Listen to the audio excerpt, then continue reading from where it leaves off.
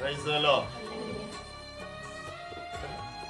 ఆయన పొందిన దెబ్బల చేత మనకు స్వస్థత కలుగుతుంది.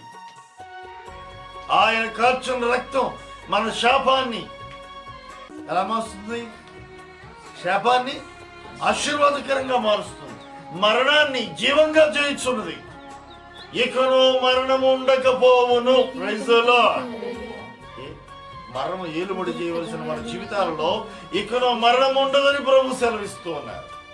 శపితమైన మన జీవితాలు ఇక శాపం ఉండదు అంటున్నాడు. ఎందుకు ఉండదు? మన కొరకు ఆయన రక్తం కాచి, మన కొరకు ఆయన తన రక్తాన్ని, పరిశుద్ధ రక్తాన్ని చిందించాడు. ఆ రక్త ప్రోక్షణ మన మీద ఉంటే చాలు, మరణం దాటిపోతుంది. Praise the lord.